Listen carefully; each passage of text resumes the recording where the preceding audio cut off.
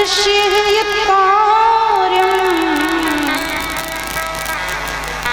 म्रियमाणस्य सर्वथा।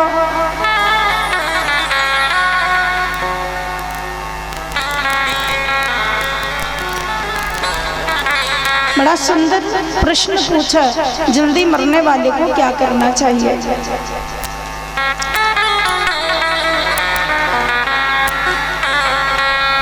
तो इसके लिए पूज्य सुखदेव भगवान ने बड़ा सुंदर जवाब दिया।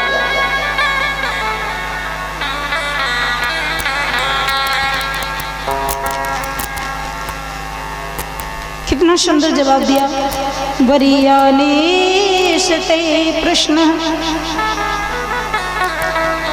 कृतो लोकहितं नृप आत्मविद सम्मत पुंसा श्रोतव्यादिषु यः पर। बहुत सुंदर प्रश्न किया है आपने। तो इसके लिए सुखदेव भगवान ने राजा परीक्षित को बड़ी सुंदर कथा सुनाई।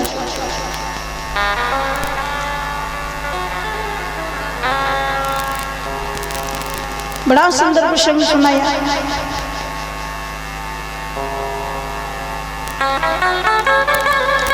जहां पर विष्णु भगवान ने 4 श्लोकों में भागवत सुनाई। ब्रह्मा जी को, और ब्रह्मा जी ने नारद जी को, नारद जी ने व्यास जी को, व्यास जी ने सुखदेव जी को, सुखदेव जी ने परीक्षित जी को। पूज्य सुखदेव भगवान कहते हैं, राजा परीक्षित, यही प्रश्न एक बार विदुर जी ने मैत्रेय जी से किया था। तो मैत्रेय जी ने बड़ी सुंदर कथा, श्रीमद् भागवत महापुराण की कथा सुनाई विदुर जी को। उद्धव भगवान श्री कृष्ण के परम प्रिय सखा हैं उद्धव।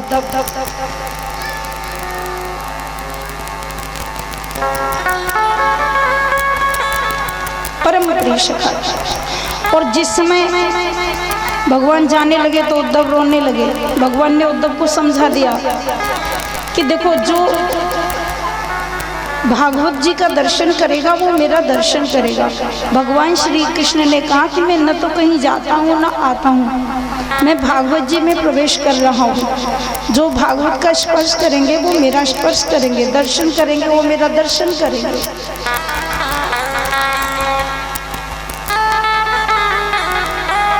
और ये विदुर जिस समय भगवान गोलोक धाम को गए तो भगवान ने किसी को याद नहीं किया, विदुर जी को याद किया।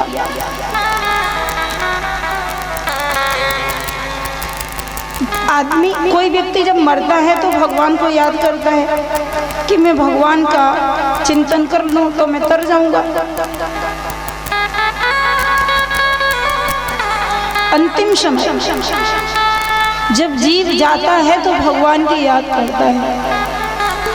लेकिन यहाँ उल्टा है, जिस समय भगवान गोलोक धाम गए तो भगवान ने विदुर जी को याद किया। विदुर की बहुत याद आई। और उद्धव जी को विदुर के बारे में कहा, मेरा विदुर मिले तो उसे एक बार बोलना कि मैंने उसे याद किया। आज मैं जा रहा हूँ, सब मेरे पास है, पर मेरा विदुर मेरे पास नहीं है।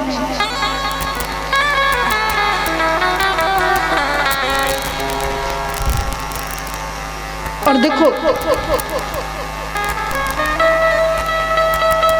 जिस समय भगवान श्री कृष्ण शांति दूत बनकर के गए दुर्योधन को समझाने के लिए, तो दुर्योधन नहीं माना। भगवान श्री कृष्ण ने दुर्योधन को समझाया, पांडवों को भी आधा राज्य दे दो। दुर्योधन नहीं माना। तो भगवान ने कहा, यदि कुछ नहीं तो 5 गांव दे दो। उसको भी नहीं माना।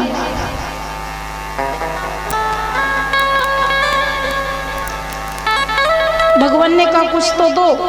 दुर्योधन ने तो सीधा कह दिया, एक सुई की नोक के बराबर भी भूमि नहीं दे सकता।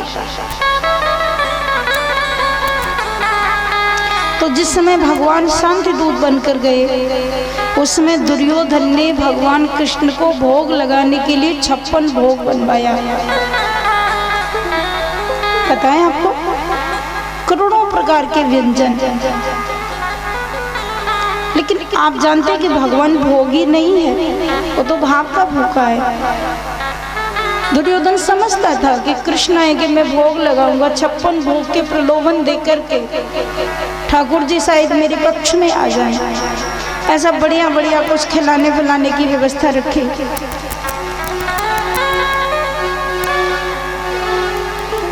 पर भगवान तो कहते हैं कि पत्रम पुष्पम फलम तोयम यो मे भक्त्या प्रयक्षति तदहं भक्त पहरतम अश्नामि प्रियतात्मनः।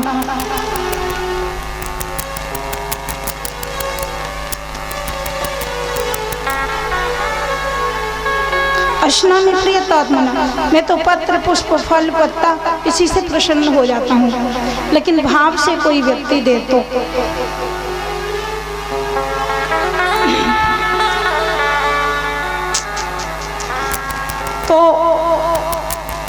यहाँ पर दुर्योधन ने जब 56 भोग बनाया और भगवान आए, दुर्योधन ने प्रस्ताव को माना नहीं, तो कृष्ण से कहा कि तुम कुछ खा पी लो, हमने आपके लिए इतना सब खर्च किया है।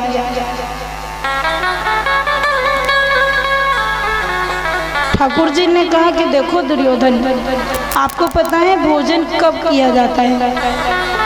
भोजन 2 परिस्थितियों में किया जाता है, या तो खाने वाले को ज्यादा भूख लगी हो, खाने वाले को ज्यादा भूख लगी हो तो कहीं भी भोजन किया जा सकता है, या फिर खिलाने वाले के अंदर बहुत ज्यादा प्रेम हो तो भी भोजन किया जा सकता है।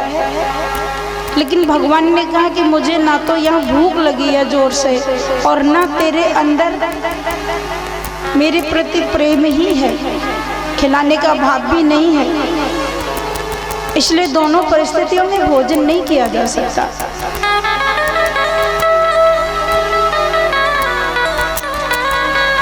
मना कर दिया। अब तो दुर्योधन ने बहुत मनाया, आप कुछ खा लीजिए, भगवान ने कहा भूख नहीं है, पेट भरा हुआ है। लेकिन ठाकुर जी को तो विदुर जी के घर के विदुरानी काकी के हाथ के केले के छिलके खाने थे ना। जब उधर से ठाकुर जी आ रहे थे तो विदुरानी ने विदुर जी से कहा कि देखो कृष्ण का रथ जा रहा है और मुझे लगता है कि वो दुर्योधन के पास जा रहे हैं, एक बार बुला लो ना, थोड़ी कुटिया में पधारें ठाकुर जी तो मैं धन्य हो जाऊंगी।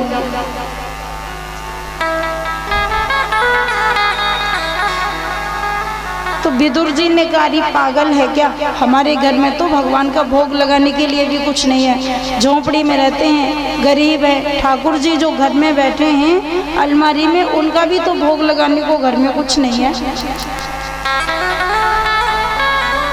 तो विदुरानी ने कहा कि देखो वो मुझे बहुत प्रेम करते हैं, वो तो भगवान है ना, और हम उनके भक्त हैं, इसलिए वो आ जाएंगे, उनको बुला लो।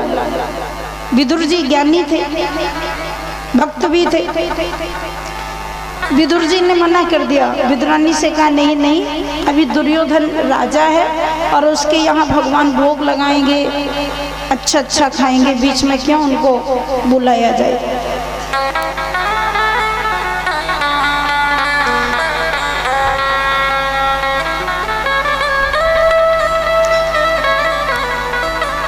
ठाकुर जी जब जा रहे थे तो विदुरानी ने भगवान को मन ही मन इशारा किया, गोविंद क्या मेरी झोंपड़ी में नहीं पधारोगे?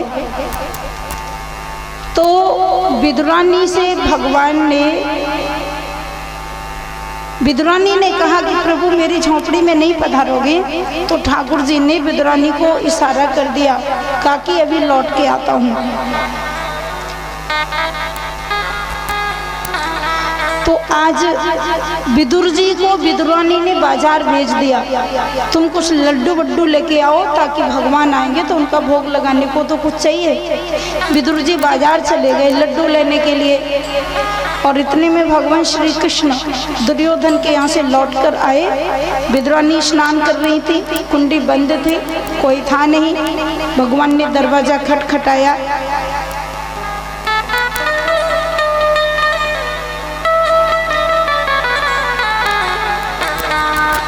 और जब दरवाजा खटखटाया तो विदुरानी ने देखा कौन है।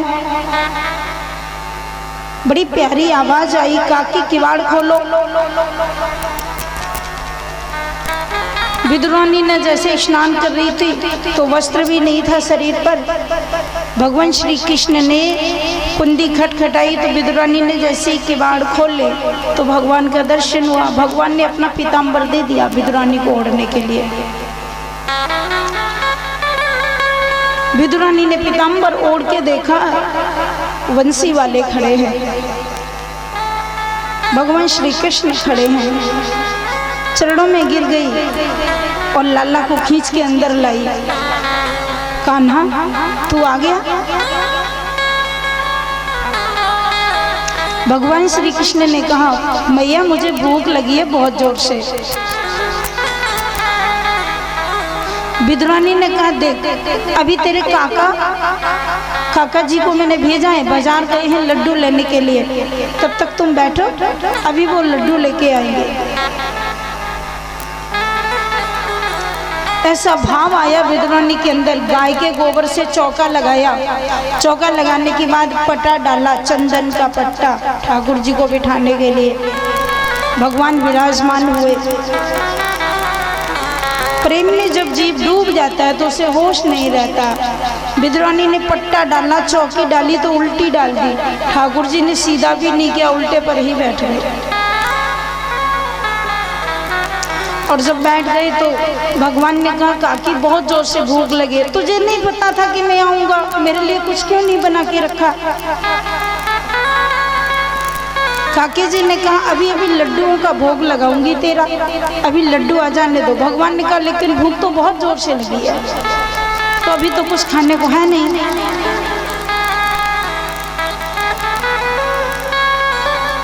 प्रभु ने कहा, काकी जो हो वही ले आओ। बोले कुछ भी नहीं है, जो हो वही ले आओ। कच्चे केले रखे थे सब्जी भाजी बनाने के लिए।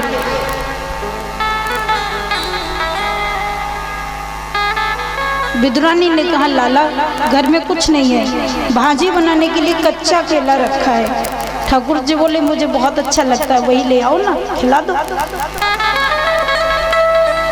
कच्चे केले को लेके आई विदुरानी, और कच्चा केला जैसे ही विदुरानी ने छिलका हटाया तो ऐसी भाव में भूल गई भगवान की सुंदर सूरत को देख करके, ऐसी भाव युक्त हो गई। विदुरानी को होश नहीं रहा कि खिलाने की वस्तु कौन सी है, फेंकने की कौन सी वस्तु है। तो छिलके तो खिलाने लगी और केले की गिदी गिदी फेंकने लगी।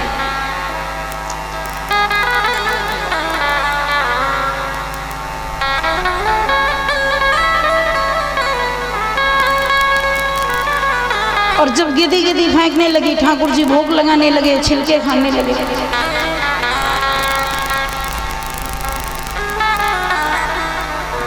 आज हरि आए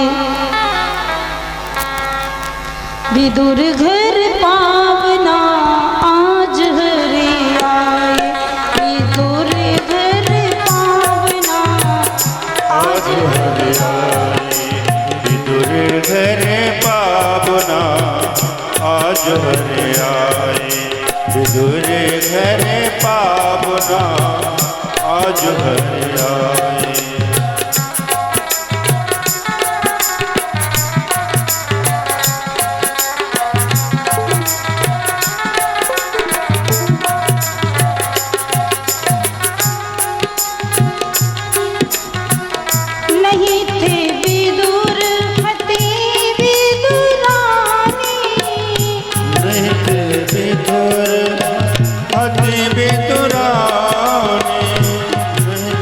विदुर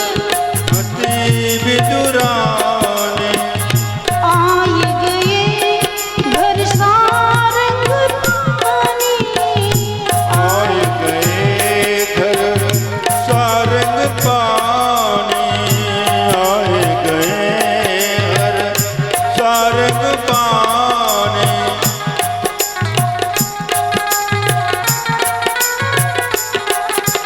फूली ना समाते मन में, फूली ना समाते मन में, भोजन का इशारा आज है रे विदुर घर पावना। आज हरि आए विदुर घर पावना। आज हरि आए विदुर घर पावना। आज हरि आए।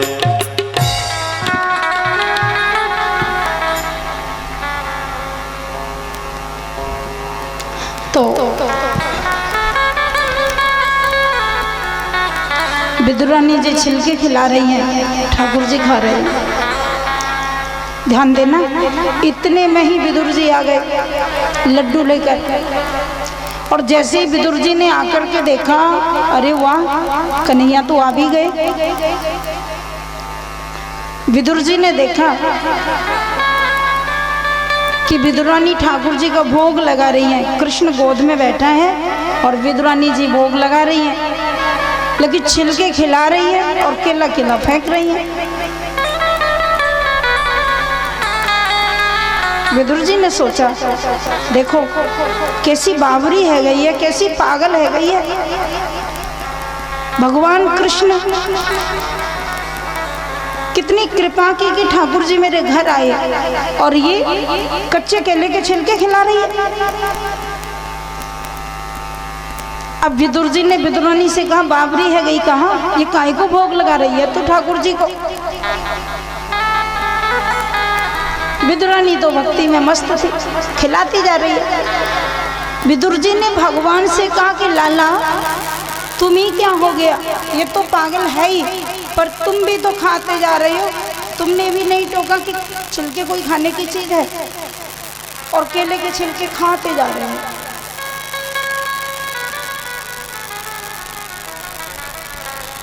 तो भगवान श्री कृष्ण ने कहा विदुर जी से, काका जी जब खिलाने वाले को होश नहीं है तो खाने वाले को कहाँ होश है। खिलाने वाले के अंदर इतनी भावुकता है, इतना भाव है कि उसे होश नहीं कि मैं क्या खिला रही हूँ। तो खाने वाले के अंदर भी होश नहीं है कि मुझे क्या खिलाया जा रहा है, मेरी तो तृप्ति हो गई। और अंत में भगवान कहते हैं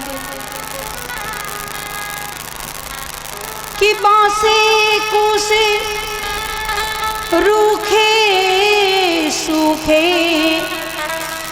हम तो विदुर प्रेम के भूखे। बासे कूसे रूखे सूखे,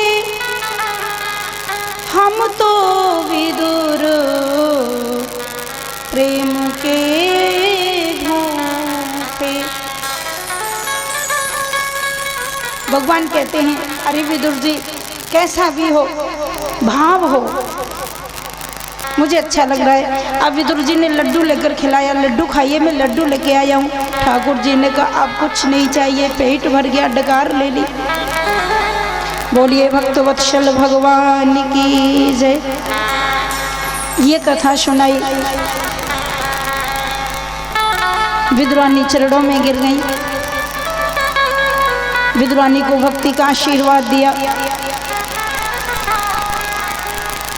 पूज्य सुखदेव भगवान कहते हैं, हे राजा परीक्षित,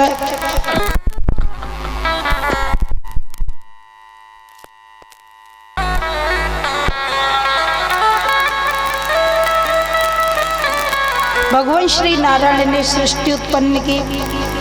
विष्णु भगवान की नाभि से ब्रह्मा पैदा हुए, विष्णु भगवान की नाभि से कमल पैदा हुआ, कमल से ब्रह्मा जी पैदा हुए। और ब्रह्मा जी ने फिर सृष्टि को उत्पन्न किया। 10 पुत्रों को जन्म दिया ब्रह्मा जी ने। 10 पुत्रों से पहले भगवान ने 4 पुत्रों को जन्म दिया ब्रह्मा जी ने, सनक, सनंदन, सनत कुमार, सनातन। और इन चारों को कहा कि तुम सृष्टि उत्पन्न करो। इन चारों पुत्रों ने बात नहीं मानी और वो तपस्या करने के लिए निकल गए। सनक, सनंदन, सनत कुमार, सनातन, ये ब्रह्मा जी के 4 पुत्र हैं। ये सबसे पहली संतान है ब्रह्मा जी की।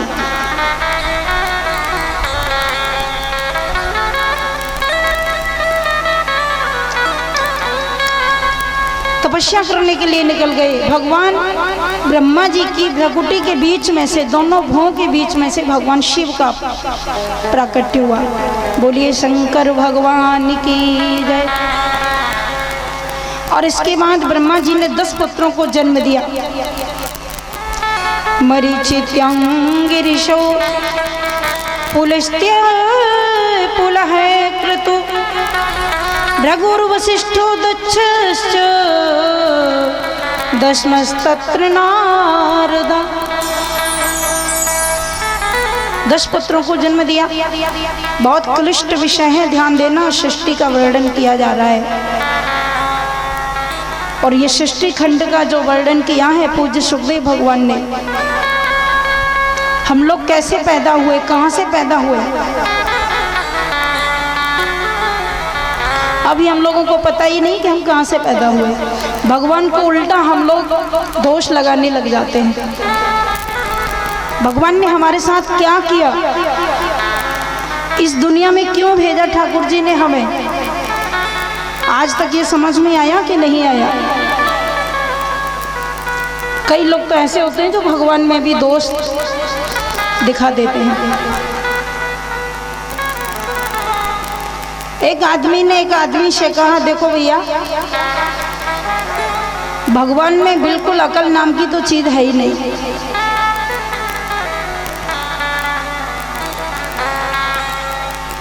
एक व्यक्ति ने अपने दोस्त से कहा कि भगवान में अकल तो बिल्कुल है ही नहीं। उस आदमी ने कहा, क्या बात है, तुम जैसा अभी धीर वीर पुरुष जो भगवान में भी दोष निकाल रहा है कि भगवान में अकल नहीं। बोले भैया कैसे बताओगे, कैसे अकल नहीं है। तो उसने कहा कि भगवान ने कई गलतियां कर डाली, लेकिन उन्हें टोके कौन, कोई टोकने वाला तो है नहीं। तो उसने कहा भगवान ने क्या गलती की। तो बोले चलो मेरे साथ, आज भगवान में गलती निकालेंगे कि भगवान ने कितनी गलतियां की हैं। और जैसे ही चला तो चलते चलते चलते चलते एक उसे मिली झोंपड़ी, और झोंपड़ी के ऊपर एक बेल चढ़ी लौकी की। ध्यान देना, लौकी की बेल, पतली सी बेल, कमजोर सी बेल, उस पे इतने बड़े बड़े फल लौकी के।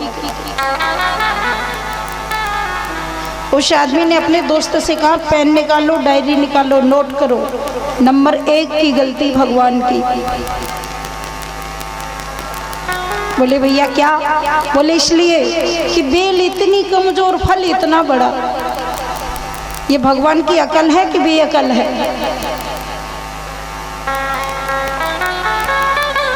इतनी पतली सी बेल, इतनी कमजोर सी बेल और फल इतना बड़ा, तो ये भगवान ने बिना अकल का काम किया। नंबर 1 गलती भगवान की ये। उसके मित्र ने कहा, वाह मित्र क्या बात है, तुम भी बहुत अकल वाले निकल पड़े, बिल्कुल ठीक कह रहे हो। और आगे चले, और जैसे ही आगे चले तो एक आम का पेड़ मिला, आम का वृक्ष, बहुत बड़ा वृक्ष, और उस पे आम लगे छोटे छोटे। उस व्यक्ति ने कहा, देखो वृक्ष इतना बड़ा, कम से कम इस पे 20-20 किलो के फल आने चाहिए थे। इतना बड़ा पेड़ और फल इतना सा छोटा सा। नंबर 2 की गलती भगवान की, नोट करिए डायरी में। ये सब बिना अकल के काम कर डाले, भगवान को कौन समझाए। तो नंबर 2 गलती भगवान ने की कि इतने बड़े वृक्ष पर छोटे छोटे फल लगा दिए। अब उस आदमी ने कहा कि भैया मैं तो बहुत थक गया हूँ, मैं थोड़ा सो जाऊँ, विश्राम कर लूँ। आम के नीचे सो गया और जैसे सोया तो ठाकुर जी ने सोचा कि मुझ में तो इसने गलती निकाल ही दी, अब थोड़ा डोज इसको दे दूँ, समझा तो दूँ कि अकलवान मैं हूँ कि अकलवान तू है।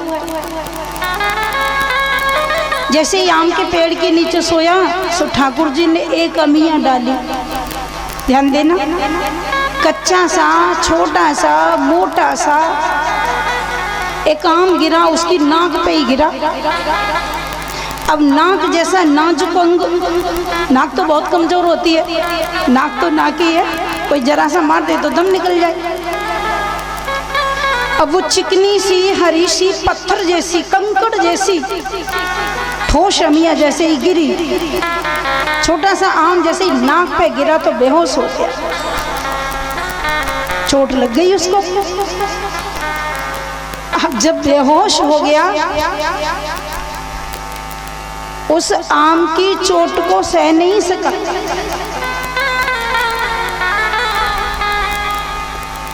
और वैसे भी आज का आदमी कहाँ इतनी चोट सह सकता है। आज के व्यक्ति में ताकत नहीं है, ध्यान रखना। आज का व्यक्ति 5,000 रुपए का फोन रख सकता है, 10,000 रुपए का ड्रेस पहन सकता है, लेकिन उसमें ताकत नहीं है, क्योंकि दूध तो टंकी में जा रहा है, दूध तो पीता ही नहीं। और जब तक दूध नहीं पिएगा तो ताकत कहाँ से आएगी।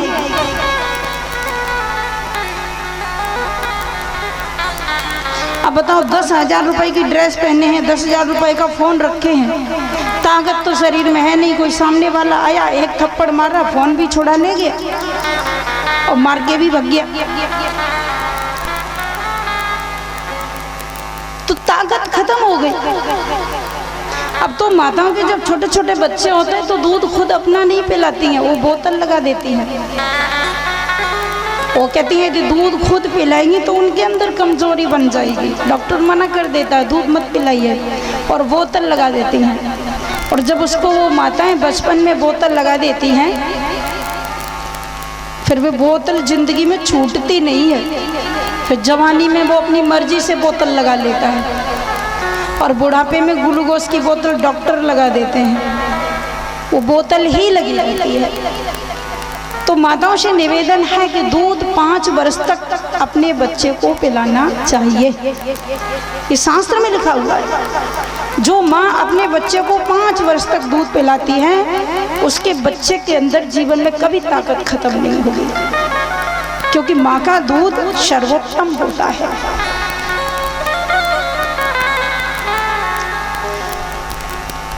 तो वो आज का आदमी बेचारा इतना कमजोर वैसे ही था, जैसे ही आम गिरा नाक पर तो बेहोश हो गया।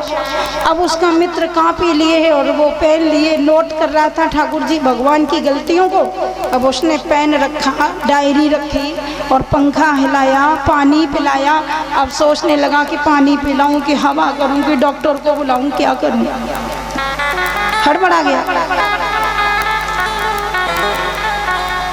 जब वो हड़बड़ा गया तो जिसकी नाक में अमिया लगी थी वो बोला, न डॉक्टर को बुलाओ, न पानी पिलाओ, न हवा करो, पेन से ये जो लिखा है 2 गलती इनको काट दो। बोले क्यों? बोले ठाकुर जी ने कोई गलती नहीं की, भगवान का जो विधान है वो सर्वोत्तम है, लेकिन वो हमारी समझ से परे है। जनासी अमिया में तो हम बेहोश हो गए, और लेकिन 10 किलो का फल लगा होता तो मामला ही खत्म हो जाता। तो ये भगवान का विधान है, ईश्वर का विधान है। तो ये सृष्टि को बनाया भगवान ने, दोष और गुणों से युक्त सृष्टि को भगवान ने बनाया।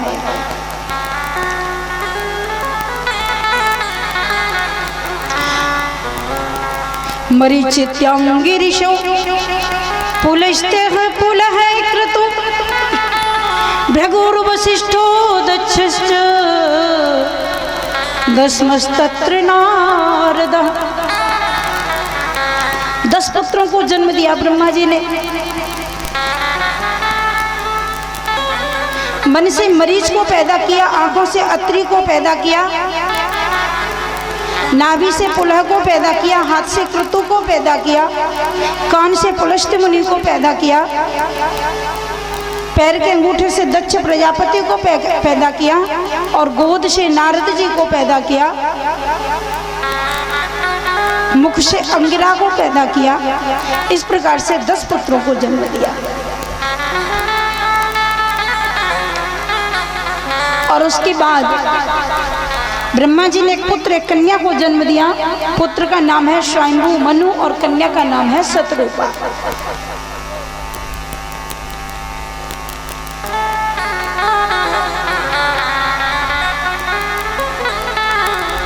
बाबा तुलसीदास जी ने लिखा है बड़े ढंग से,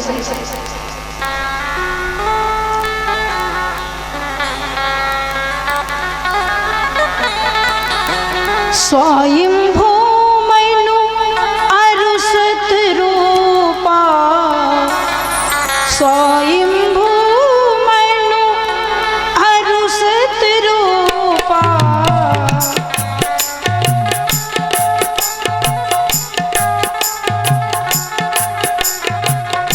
जिनते भई नर सृष्टि अनूपा, जिनते भई नर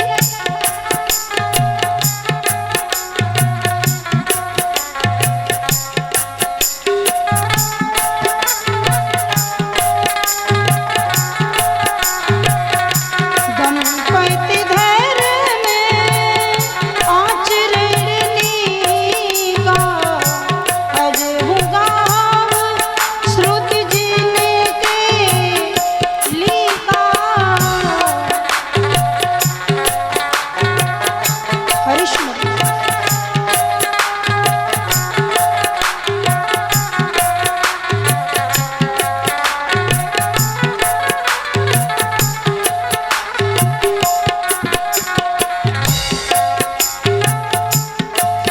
स्वयंभू मनु और शतरूपा, एक पुत्र को जन्म दिया, एक कन्या को जन्म दिया और दोनों का विवाह करा दिया। ध्यान देना, स्वयंभू मनु के बाद ही स्वयंभू मनु और शतरूपा के होने के बाद सृष्टि पति और पत्नी के, स्त्री और पुरुष के संयोग से पैदा होने लगी सृष्टि। इसके पहले मंत्रों से उत्पन्न होती थी सृष्टि, सारी सृष्टि को मंत्रों से बनाया गया। लेकिन स्वयंभू मनु शतरूपा के बाद में मैथुन धर्म का प्रचार हुआ, पति पत्नी के संयोग से संतान उत्पन्न होने लगी।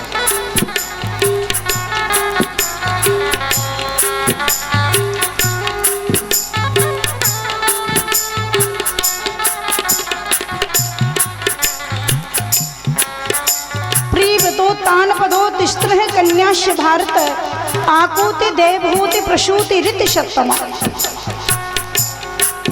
स्वयंभू मनु के 2 पुत्र पैदा हुए।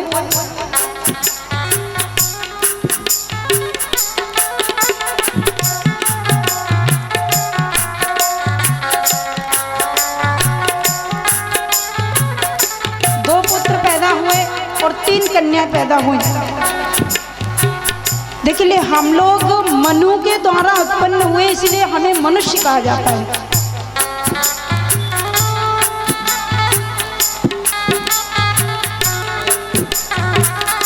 देवहूति पुनीता सुकुमारी,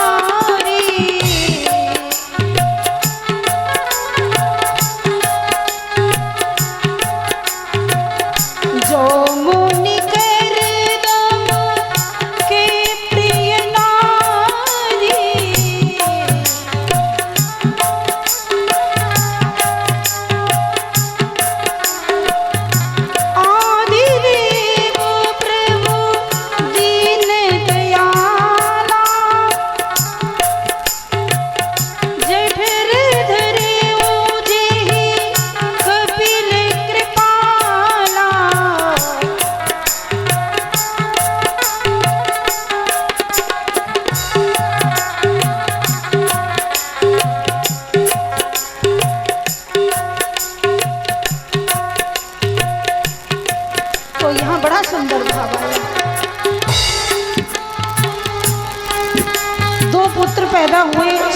मनु के 3 कन्याएं पैदा हुई। आकुति रुचे प्रादात कर्दमाय तुमद्भिमाम दच्छा या दात प्रसूतिम च यत् कापूर्तम जगत।